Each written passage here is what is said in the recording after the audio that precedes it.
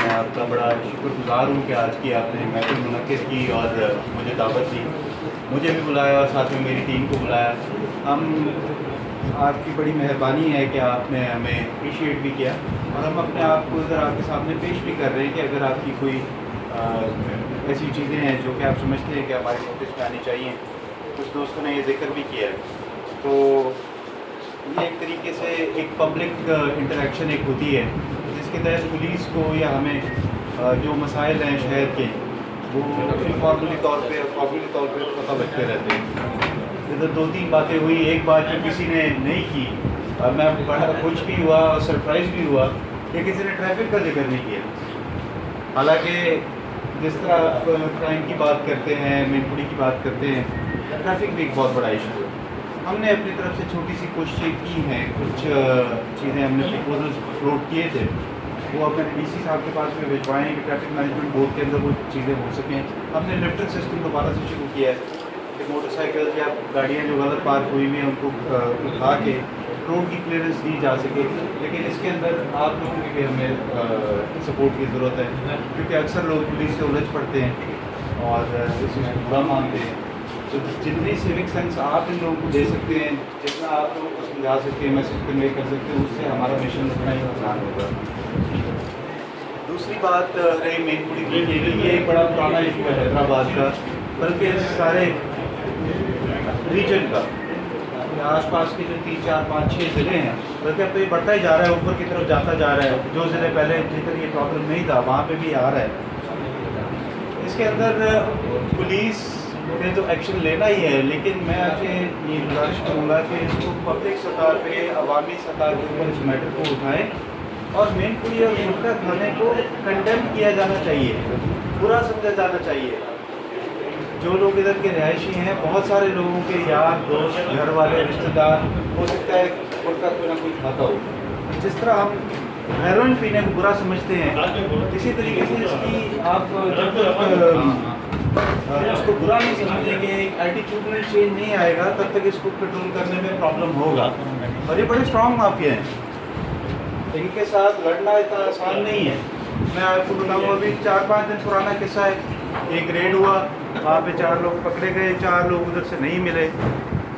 اگلے دن انہوں نے 2 دن کے بعد اس لابی نے پریشر ڈالنے کے لیے ایک بچے کو پیش کر دیا کہ جی بچے کے خلاف ایف آئی آر ہوئی ہے، اور جب جج صاحب نے یہ سنا تو وہ بڑے ناراض ہوئے۔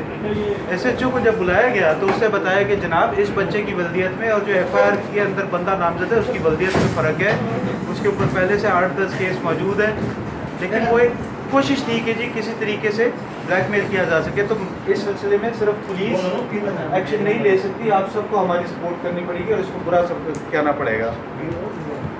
تیسری بات یہ کہ الحمدللہ میں آپ کے ساتھ شیئر کروں گا کہ اس سال حیدرآباد میں تقریباً 35 کے قریب مرڈر ہوئے ہیں، اور اس کے اندر صرف ایک کیس ہے جو کہ انٹریسڈ ہے۔ الحمدللہ ہم نے سارے کیس ٹریس کیے، اس میں بہت سارے ایسے کیس تھے جس میں ایک بچی کے ساتھ زیادتی ہوئی، اس کی لاش ملی تھی GOR تھانے کے حد سے، ایک حالی روڈ کی طرف ایک بچے کے ساتھ زیادتی ہوئی تھی، اس کی لاش ملی تھی۔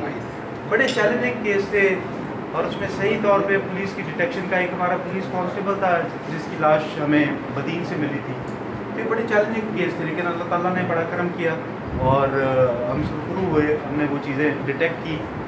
اس کے علاوہ میں سمجھتا ہوں کہ حیدرآباد کی تاریخ کا سب سے چیلنجنگ دور میں نے فیس کیا، کیونکہ یہ آسان نہیں تھا۔ لاک ڈاؤن، یہ کورونا کی جو آفت اللہ تعالیٰ کی طرف سے ایک پوری دنیا میں آئی تھی، اور پاکستان میں جب لاک ڈاؤن امپلیمنٹ کیا، یہ آسان دور نہیں تھا۔ اس میں جو میرے چاہنے والے تھے وہی مجھ سے ناراض ہو گئے۔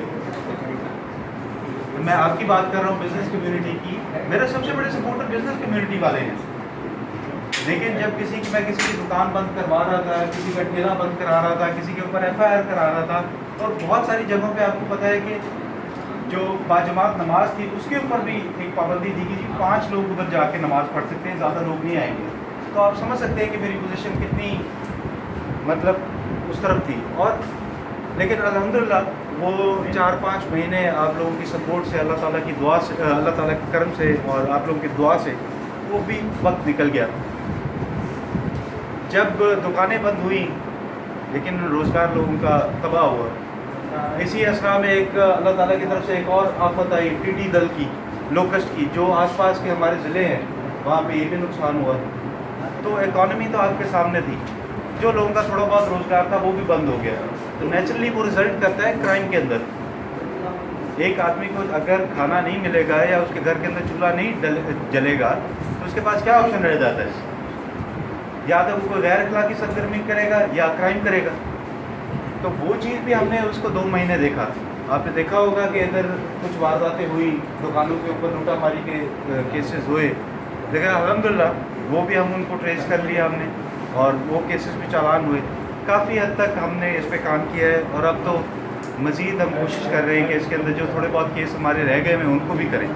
لیکن آپ اس بات کو میں آپ کا شکر گزار ہوں کہ آپ اس چیز کو سمجھتے ہیں کہ جو عرفان صاحب نے ادھر ایک مومنٹم قائم کیا تھا، جو ایک انہوں نے بینچ مارک یا اسٹینڈرڈ سیٹ کر کے گئے. ہم کوشش کر رہے ہیں کہ اس کو مینٹین کریں، کیونکہ اس وقت نیشنل ایکشن پلان تھا اور بہت ساری چیزیں تھیں جو کہ مطلب پولیس کی فیور میں تھی. اب ہم بہت زیادہ انڈر اسکروٹنی ہیں، تو مطلب اس کے باوجود ہم یہ کوشش کر رہے ہیں کہ مسلسل اپنی کارکردگی بہتر کریں اور قانون کے دائرے کے اندر رہتے ہوئے جتنا قانون کو امپلیمنٹ کرا سکیں، جتنا لوگوں کے دکھوں کا، یاتریوں کا مداوع کر سکیں وہ ہم کر رہے ہیں. میں لمبی بات نہیں کروں گا، اور میں اسی بات سے اپنی بات ختم کروں گا کہ یہ ہمارا تعلق، یہ سلسلہ چلتا رہنا چاہیے. میرے دفتر کے دروازے ہمیشہ آپ کے لیے کھلے ہیں، اور اگر آپ میں سے چند لوگ دوست میرے دفتر میں آئے تو انہوں نے دیکھا ہوگا کہ واقعی میرا دروازہ کھلا ہے، میرا دروازہ بند نہیں ہوتا.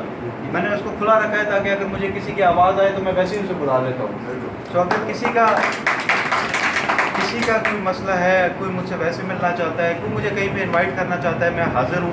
میں پبلک انٹریکشن آپ لوگوں سے، آپ کی رائے بھی لینا چاہتا ہوں، آپ لوگوں سے مدد بھی لینا چاہتا ہوں، اور آپ لوگوں سے سیکھنا بھی چاہتا ہوں. تو آپ کا بہت شکریہ کہ آپ نے مجھے یہاں بلایا، عزت بخشی. Thank you very much.